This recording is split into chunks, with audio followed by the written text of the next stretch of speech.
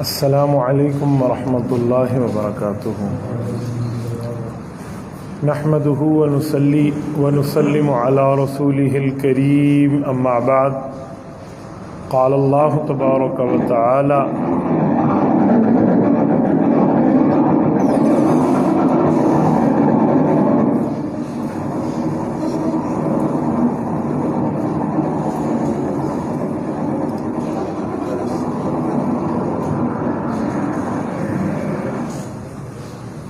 قال الله تبارك وتعالى: فمنهم من قضى نحبه ومنهم من ينتظر وما بدلوا تبديلا۔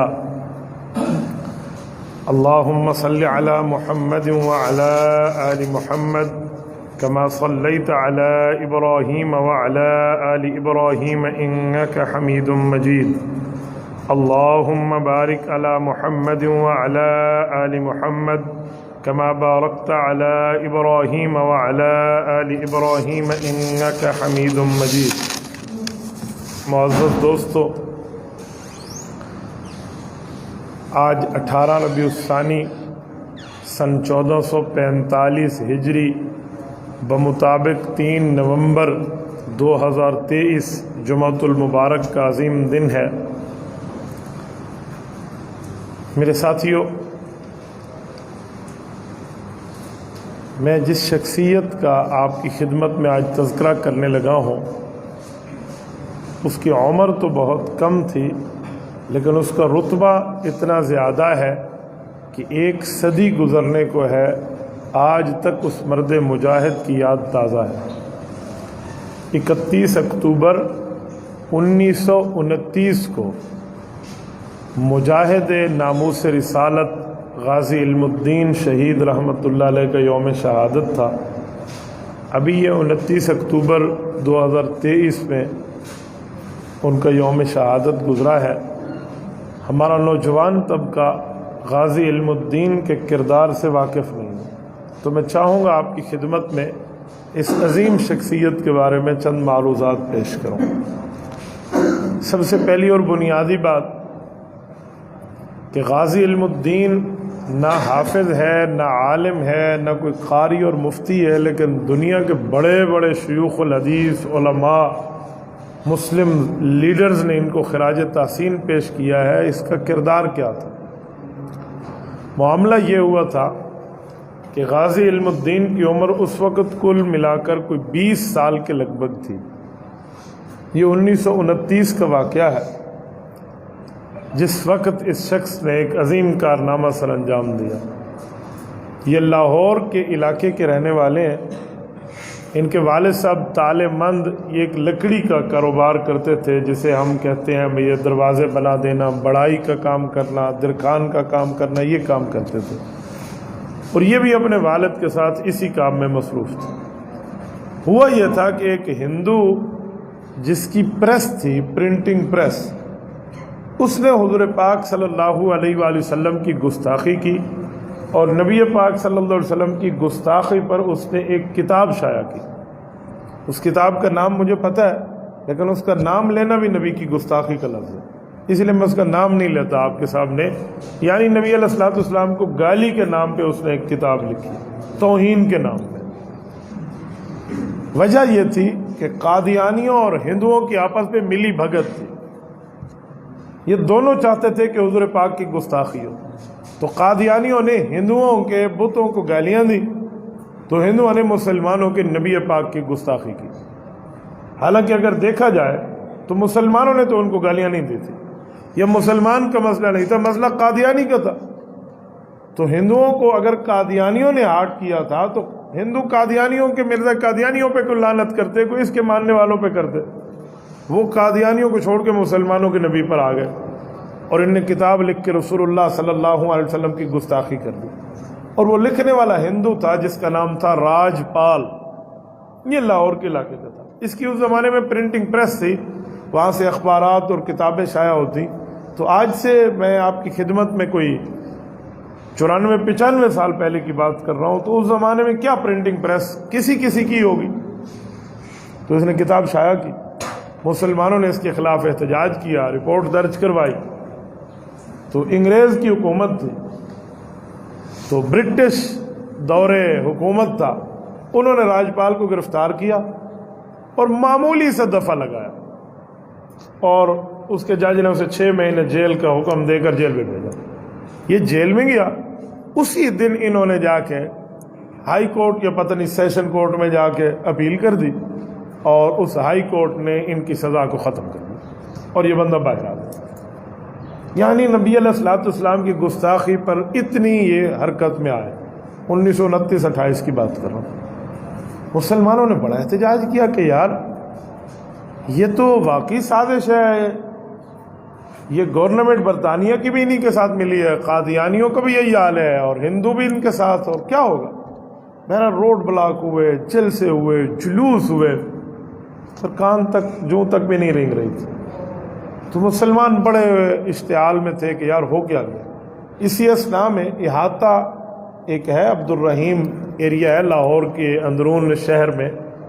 یہ غازی علم الدین شہید رحمۃ اللہ علیہ کے گھر کے ساتھ ایک حویلی تھی،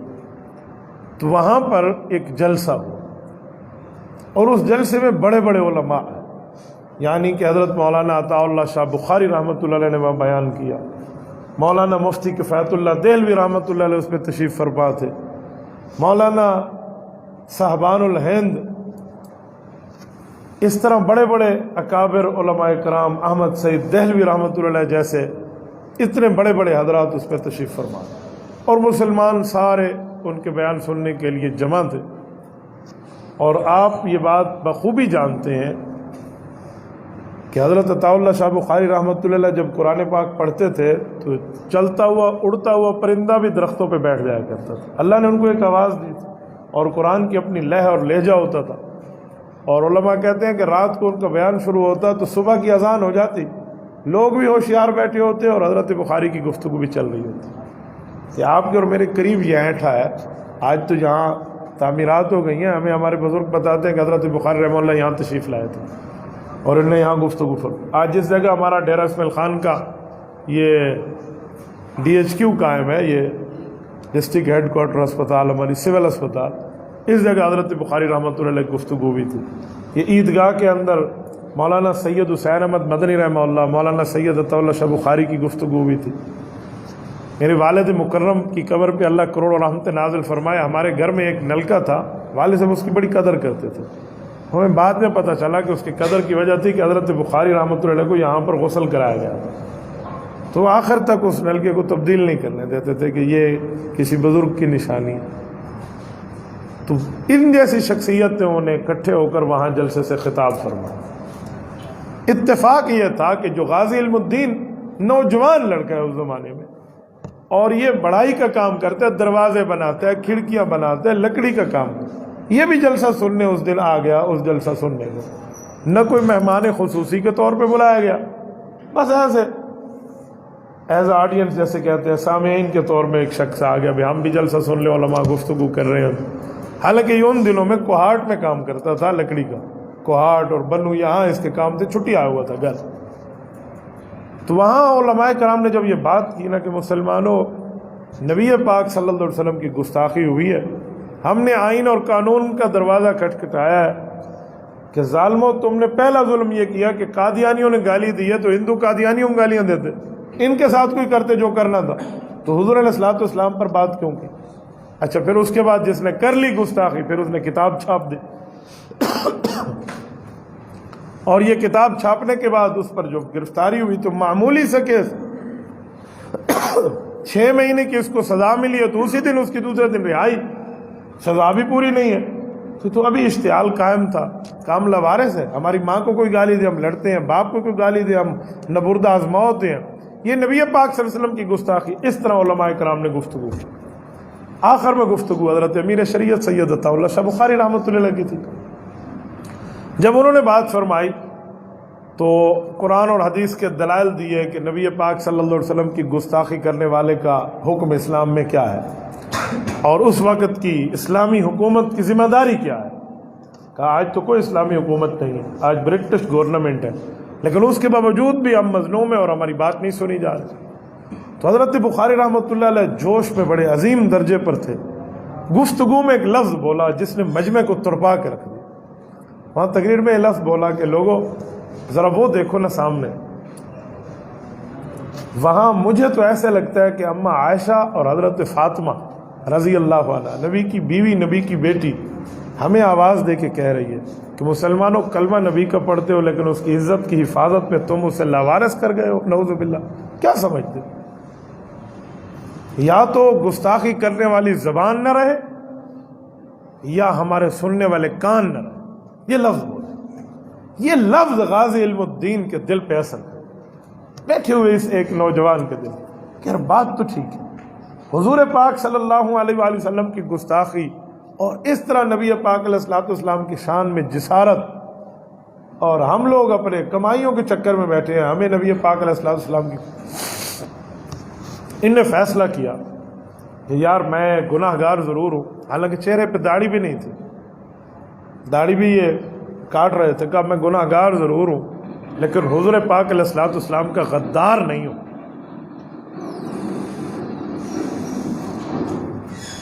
کہ نبی پاک صلی اللہ علیہ وآلہ وسلم کی غداری نہیں کر سکتا، وفاداری چینج نہیں کر سکتا حضور سے، اور اگر میں نبی پاک علیہ السلام کے گستاخ سے اس زمین کو پاک کر دوں جیسے کہ اسلام کا حکم ہے، تو ہو سکتا ہے میرے گناہ بھی اللہ معاف فرمائے اور سرکار دو عالم صلی اللہ علیہ وسلم مجھے اپنی رحمت کی چادر میں لے لیں۔ تو یہ صبح گھر آیا نماز کے وقت، حضرت بخاری رحمۃ اللہ علیہ گفتگو سن کے، اور اپنی اماں جان سے پیسے جمع کرائے ہوئے تھے، تو ایک آنا روزانہ کی بنیاد پہ چھٹیوں میں لیتا تھا، ایک آنا، 1929 کی بات کر رہا ہوں، یہ اپریل کا مہینہ تھا۔ اس دن اس نے 4 آنے لیے اماں سے، ہمیں کوئی کام ہے نیکی کا کام کروں گا، ماں نے کہا 4 آنے لے لے، تو یہ 4 آنے اس نے لیے، اور ایک بازار میں آ کر اس نے ایک چھری خریدی جو اس زمانے کی ایک بہت بڑا نام تھا اس چھری کا، اور وہ چھری خرید کے، آپ حکومتی فیصلہ پڑھیں وہاں پہ لکھا ہوا 13 انچ لمبی چھری تھی، یہ راجپال کے بازار میں آ گیا، اس کی پرنٹنگ پریس پہ، اس کے ملازمین سے پوچھا کہاں ہے وہ، تو نے کہا وہ اندر بیٹھے، یہ اس کے پاس گئے، اس نے کہا اب تیری مدت ختم ہو گئی، تو نے جتنی بکواسیات کرنی تھی کر لی، اور پھر اس کے بعد تو بکواسیات پہ ڈٹ گیا اور رہا ہونے کے بعد مسلمانوں کو چیلنج کرتا پھر رہا ہے، اور نبی پاک پر تیری بکواسیات ہے، بس اب تیرا کام پورا ہو گیا۔ ان نے اللہ کا نام لیا اور اس کے سینے میں چھری پوری کی پوری اتار دی، ایک نہیں کئی وار کی، اور وہ وہیں پر مرا، اور ان نے چھری نکالی، ان کے کپڑوں پر خون کا فوارے اور چھینٹے گرے اس کے ناپاک خون کے، تو وہاں سے ہٹ کے آ گئے، ایک نلکے کے اوپر ٹھہر کے اپنی چھری کو بھی دھویا اور ناپاک خون کے کپڑوں کو بھی دھویا۔ اب یہ چاہتا تو بھاگ جاتا، لیکن یہ بھاگتا کیوں؟ اس نے سوچا زندگی میں ایک ہی تو نیکی کا کام کیا، اسی پر ہی بھاگ جاؤں، دنیا کو کہوں گا کہ ہم اپنے نبی پاک علیہ الصلوۃ والسلام کے بارے میں انتہائی حساس ہیں، ہمیں آپ نے گولی مارنی ہے مار دو، ہم نبی کی گستاخی برداشت نہیں کر سکتے۔ دماغ میں خیال ہے ہو سکتا ہے مر نہ گیا ہو، بچ گیا ہو، تو ایک بار پھر تصدیق کرنے کے لیے دوبارہ آئے، تو وہاں پر ان کے ملازمین نے انہیں پہچان لیا، تو انہوں نے اسے پکڑا، پولیس بلوایا، پولیس نے گرفتار کر لی، گرفتار کر کے عدالت میں پیش ہوئے، تو ان کے اس وقت وکیل تھے بیرسٹر سلیم، انہوں نے بڑی جواں مردی سے ان کا مقدمہ لڑا، لیکن جج کے سامنے وکیل نے ایک جملہ کہا کہ میرے موکل نے قتل نہیں کیا، میرا موکل نے قتل نہیں کیا، ایسے اس پہ الزام ہے، کیونکہ آنکھوں دیکھی گواہی دینے کے لیے کوئی تیار نہیں تھا کہ کسی اور کو یہ مار نہ دے۔ تو جب جج نے کہا اچھا، اور جج نے انہیں دیکھا، تو انہوں نے چیخ کے جواب دیا کہ اس وکیل نے غلطی کی، میں نے زندگی میں ایک ہی تو نیکی کا کام کیا، اور میں کہوں میں نے نہیں کیا، جج صاحب میں نہیں کیا، اور نبی پاک صلی اللہ علیہ وسلم کے گستاخ کو میں یہاں زمین پہ برداشت نہیں کر سکتا، یہ میرا اعلان ہے کہ آج کے بعد کسی نے گستاخی کی اور علم الدین زندہ رہا نا، تو یہ ہم سے یہ آپ امید اور توقع نہ رکھیں کہ ہم اس کو معاف کر دیں اور گستاخی پر خاموش ہو جائیں۔ بہرحال 2 سے 4 ہفتوں کے اندر گورنمنٹ نے انہی کی تھی، انہوں نے اس پر پھانسی کی سزا دی، اور پھانسی کی سزا کے بعد ان کا معاملہ جیل میں بھیج دیا۔ تو علامہ اقبال رحمۃ اللہ علیہ بڑے پریشان تھے، انہوں نے مسلسل یہ کیس لڑا تھا، تو علامہ اقبال رحمۃ اللہ علیہ کی خواہش تھی کہ اس وقت بمبئی میں موجود قائد اعظم محمد علی جناح کی وکالت کا ایک چرچا تھا، تو قائد اعظم نے انہیں خط لکھا کہ ہم چاہتے ہیں کہ ہم ہائی کورٹ میں ریویو پٹیشن میں جائیں نظر ثانی میں، اور اس کا کیس آپ لڑیں، اور پوری فائل تیار کر کے ان کے پاس بھیجا۔ تو قائد اعظم محمد علی جناح نے اس پوری فائل کا مطالعہ کیا تو انہوں نے انہیں انفارم کیا کہ میں یہ کیس لڑوں گا اور مجھے امید ہے کہ میں دفعہ 302 اس پہ ختم کراؤں گا ہائی کورٹ سے۔ وہ لاہور آئے اور مسلمانوں نے ایک بار پھر پٹیشن دائر کر دی، اور ہائی کورٹ میں جب یہ بات آئی تو وہاں پر قائد اعظم نے ایک لفظ کہا کہ اس پر 302 نہیں بنتا۔ تو جج نے کہا کیوں نہیں بنتا؟ تو انہوں نے کہا اس لیے کہ اس نے قتل کیا ہے اشتعال میں کہ ان پر گستاخی ہوئی، یہ کہتے رہے کہ اس کے خلاف حکومت ایکشن لے۔ گرفتاری آپ لوگوں نے کی تو دوسرے دن اس کو چھوڑ دیا۔ جب آپ مانتے ہیں کہ 6 ماہ کی اس کی سزا ہے، پھر دوسری عدالت اس کو ختم کیوں کرتی ہے؟ کیا نبی پاک علیہ السلام کی ذات نعوذ باللہ لاوارث ہے؟ اس طرح کی بات تھی کہ اس طرح انہوں نے اشتعال دلایا، تو اشتعال میں کوئی کام ہو تو اس پر 302 نہیں ہوتا، 308 ہوتا ہے دفعہ۔ یہ قائد اعظم نے قانونی پہلو اور ٹیکنیکل قانون کی بات کی، تو جج اس پہ لاجواب ہو۔ تو 308 کا جو دفعہ ہے اس پر 7 سال قید ہوتی ہے، پھانسی نہیں ہوتی۔ تو یہ بن رہا تھا۔ تو غازی علم الدین رحمۃ اللہ علیہ نے سمجھا نا کہ یہ تو میری نیکی مر کوئی اور ترتیب بن رہی ہے، تو انہوں نے قائد اعظم کو روکا کہ حضرت آپ کا شکریہ، آپ نے میرے لیے ایک ایفرٹ کی ہے اور فی سبیل اللہ ایک کیس لڑنے کے لیے آپ وہاں سے تشریف لائیں، صرف اشتعال کی نظر میری عبادت کو آپ کر دیں تو میں حضور کو کیا منہ دکھاؤں گا۔ انہوں نے کہا جج صاحب اشتعال چھوڑیں، میں نے ایمانی غیرت کے ساتھ یہ کیا۔ تو کیس کہاں چلتا ہے؟ انہوں نے پھر اس کو برقرار رکھا سزا کو، اور 30 اکتوبر بعد نماز عشاء اور 31 اکتوبر کی صبح میں 1929 کو یہ ہمارے 150 کلومیٹر کے فاصلے پہ میاں والی جیل، یہ بدنام زمانہ جیل ہے جس میں کئی سید زادوں نے جیل کاٹی ہے، جس میں حضرت بخاری رحمۃ اللہ بھی شامل ہے، یہاں اس کو پھانسی کی سزا دی گئی۔ جیلر کہتا ہے وہ جو اس کے کال کوٹری پر ہے نا کہ جس وقت ہم اسے لے کر جا رہے تھے تو اس سے پہلے تہجد کے وقت اتنی شدید روشنی ہوئی کمرے میں کہ ہماری آنکھیں چندھیا گئی، اور میں تو پریشان ہو کے اپنی گن سنبھال کے ادھر آیا کہ کوئی اس کو چھڑانے کے لیے کوئی وار تو نہیں کر رہا۔ ادھر آیا ہوں تو یہ مصلے پر اپنی عبادت میں مصروف ہے، چہرے پر بڑا اطمینان ہے، اور مجھے دیکھا تو ایسی خوشی سے دیکھ رہا ہے جیسے اس کے چہرے پر ایک خوشی کا رنگ آئے اور دوسرا دن۔ میں نے اس سے پوچھا کہ کیا ہوا؟ انہوں نے کہا تجھے کیا ہوا، تو اندر کیوں آ گیا؟ انہوں نے کہا یہ روشنی، یہ فلاں یہ فلاں۔ انہوں نے کہا جا اپنا کام کر، جو تمہارا حکم ہے انگریز سرکار کا تم اپنا بجا لاؤ، ہم جانے اور ہماری سرکار جانے۔ جب پھانسی کے لے کے جا رہے تھے تو اس نے کہا کہ میں مسلمان ہوں،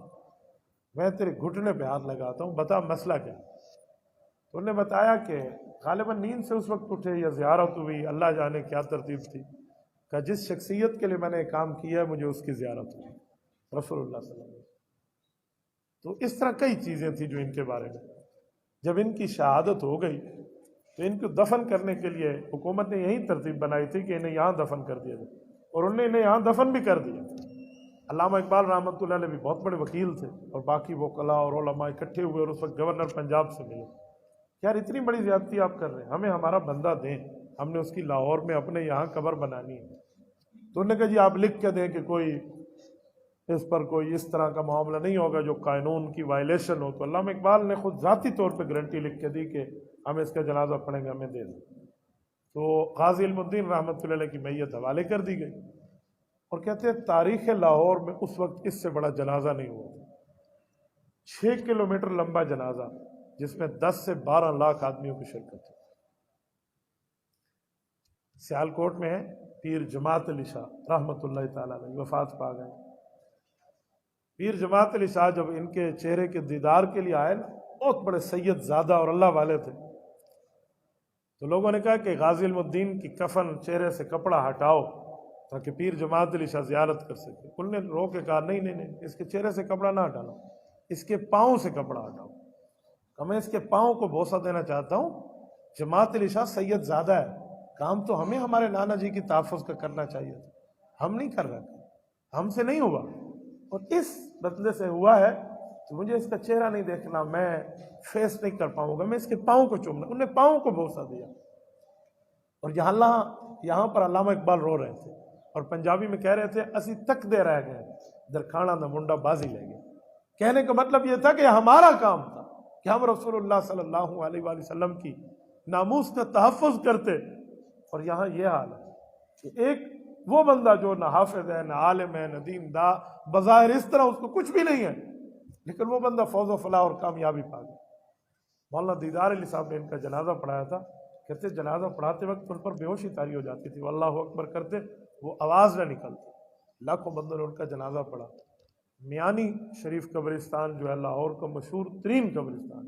وہاں ان کی قبر مبارک موجود ہے، میں نے ان کی قبر پہ کئی مرتبہ حاضری دی ہے۔ تو ان کا یوم شہادت ہے 31 اکتوبر 1929۔ تو میں نے یہ جان بوجھ کے آپ کی خدمت میں پوری جمعہ کی گفتگو ان کے لیے کی ہے، تاکہ ہمارے نوجوان نسل کو پتہ چلے کہ ناموس رسالت پر ہمارے ان شہدائے کرام کی غیرت کا کردار کیا ہے۔ یاد رکھیں، جو قوم اپنے بزرگوں کو، اپنے بڑوں کو، اپنے اسلاف کو بھلا بیٹھتی ہے نا، اس قوم کا کوئی مستقبل نہیں ہوتا۔ اگر ہم نے اپنے مستقبل کو روشن کرنا ہے تو ہمیں اپنے ماضی سے جوڑنا ہوگا۔ اللہ پاک ان کی قبر پہ کروڑوں اربوں رحمتیں نازل فرمائے۔ اور اس کے ساتھ آخر میں آپ کی خدمت میں ایک گزارش کرتا ہوں، فلسطین کے لیے جب ہم نے اسرائیلی مصنوعات کے بائیکاٹ کی بات کی ہے، اس وقت پوری دنیا مسلمانوں میں ان کا بائیکاٹ مصنوعات کا شروع ہے، تو الحمدللہ اس بائیکاٹ کا یہ فائدہ ہوا ہے کہ بڑی بڑی کمپنیاں جن کے گردنوں میں سریے موجود تھے، پیپسی اینڈ میکڈونلڈ جیسی کمپنیاں، یہ ڈیل پر آ گئی ہیں۔ اب یہ کہہ رہی ہیں کہ 3 بوتلیں لیں تو چوتھی اور 5ویں ہم فری دیں گے۔ یہ ڈیل پیش ہو رہی ہے، آج تک کبھی ڈیل کا سوچا بھی نہیں تھا، ان کمپنیوں نے کبھی ڈیل بھی دینی۔ آج کتے بھونکتے ہیں میکڈونلڈ کے دروازوں پر، وہاں پر مسلمان کوئی برگر کا آرڈر دینے پہ بھی تیار نہیں۔ میں پچھلے 2 ہفتے میں کوئی ملک پاکستان کے طول و عرض کے اندر کوئی اور نہیں تو 8 سے 10 ہزار کلومیٹر سفر کر چکا ہوں، اس کے لیے ایک ایک جگہ جا کے میں نے کسی جگہ میکڈونلڈ میں 2 سے 4 بندے نہیں دیکھے، یعنی کسی KFC پہ لگی ہوئی لائنیں دیکھتا تھا، وہ میں نے نہیں دیکھی۔ ہم ملتان کے روڈ سے گزرتے، فیصل آباد سے، لاہور سے، میکڈونلڈ میں لائنیں لگی ہوتی، لیکن مسلمانوں نے معاشی طور پہ بائیکاٹ کیا۔ الحمدللہ اس بائیکاٹ کو جاری رکھیں، اس کو چھوڑنا نہیں۔ میں نے کل پیپسی کی ایک 3 پیک باٹل کو دیکھا، میں حیران ہوں، اس پر فلسطین زندہ باد لکھا ہوا کمپنی کی طرف سے آ رہا ہے۔ آپ مان سکتے ہیں ایسا ہو سکتا ہے؟ مجھے ایک شخص نے کہا کہ پاکستان سے بنتی ہے اس لیے فلسطین لکھا ہے، یہ مسلمانوں کا ہے، اس کا بائیکاٹ نہیں ہونا چاہیے۔ میں نے کہا نام تبدیل کر لیں مسلمانوں کا، لوگو بھی یہودیوں والا، نام بھی انہی والا، کام بھی انہی والا، تو ہم کیسے اعتبار کریں کہ آپ ہمارے ہیں آپ ان کے نہیں ہیں؟ تو ایسا کچھ بھی نہیں، بائیکاٹ رکھیں اور ٹکا کر بائیکاٹ رکھنا چاہیے۔ غیرت تو یہ تھی کہ ہم مسجد اقصیٰ کے تحفظ کے لیے جائیں، نہیں جا سکتے نا، بے غیرتی کا گھونٹ بھر لیا ہے نا، تو وہ تو کر سکیں جو اللہ کے دربار میں جواب دے سکیں کہ اللہ حکمرانوں کے پاس تو طاقتیں تھی، وہ جانے ان کا کام جانے، جتنی طاقت ہماری تھی ہم نے کام کیا، جتنی طاقت کے ہم مکلف تھے اللہ ہم نے کام کیا۔ تو مصنوعات کے بائیکاٹ کی پوری آپ ترتیب رکھیں، اس پر قطعاً کوئی کمپرومائز نہیں ہونا چاہیے۔ میں الحمدللہ کتنی دعوتوں میں روزانہ کی بنیاد پہ جاتا ہوں۔ رات میں بورے والا تھا، حضرت حاجی عبد الوہاب رحمۃ اللہ تعالیٰ علیہ کے گاؤں میں بہاڑی میں، میں نے رات 1 سے 1:30 بجے وہاں سے سفر کیا یہاں جمعہ پڑھانے کے لیے، تو میں نے وہاں پر بڑے بڑے ہوٹلز میں بھی دسترخوان کے اوپر پیپسی، کوک، مرنڈا، ڈیو، یہ بوتلیں نہیں دیکھی۔ وہاں پر ترتیب ہے تو پاکستانی، کسی کولا وولا کی ہے تو ٹھیک ہے، وہ چیزیں نہیں ہیں۔ اب یکم شروع ہے، آپ نے راشن بھی لینا ہے مہینے کا اپنے گھر کے لیے، تو کوشش کریں کہ نہ صابن، نہ شیمپو، نہ باقی راشن کے شیلے جتنے ہیں یہ انہی کی چیزوں کے نہیں آنے چاہیے۔ گھر میں بندہ ایک ایک کو سمجھائے، بچوں کو، چھوٹے چھوٹے بچوں کو، بیٹیوں کو، بیٹوں کو گھر میں بتاتا ہوں کہ بیٹا یہ ہے یہ ہے یہ ہے، تو اس پر کوشش کریں اور اس چیز کو جاری رکھیں۔ اور اس کے ساتھ ایک حدیث پاک آپ کو سناتا ہوں، حضور پاک علیہ الصلوۃ والسلام نے ایک صحابی کو فرمایا تھا کہ بیت المقدس جاؤ، اگر تمہیں وہاں پر ایک گھوڑا باندھنے جتنی جگہ مل جائے نا کہ تو بیت المقدس کی زیارت کر سکے، تو اتنی بھی جگہ ملے تو لے لے، تیرے لیے خوش قسمتی ہے۔ اور پھر فرمایا کہ اگر وہاں کوئی جا نہ سکے نا تو وہاں جو چراغ جلتا ہے اور اس چراغ میں جو بتی جلتی ہے اس میں جو تیل ڈالا جاتا ہے تو تیل اپنی طرف سے ڈلوا لیں گے، یعنی تیرا حصہ بیت المقدس کے معاملات میں پڑ جائے۔ یہ نبی پاک صلی اللہ علیہ وسلم، میں نے تو جب یہ ترغیب دی ہے مجھے اتنی کارگزاریاں دوستوں کی آ رہی ہے کہ کسی نے اپنے بچوں کی گولک توڑ کے پیسے جمع کرائے ہیں، خواتین نے اپنی بالیاں تک، اپنے کنگن تک اتار کے دیے ہیں، اور جس کے پاس جتنی چیز تھی انہوں نے جمع کر کے وہاں بھجوائی ہیں۔ اس وقت حماس کا دفتر دوحہ قطر میں قائم ہے، ان تک ہم بھجوا سکتے ہیں، اور وہ لوگ تو وہاں جا سکتے ہیں، ہمارے لیے اور باقیوں کے لیے جانا پرابلم ہے۔ تو الحمدللہ کتنے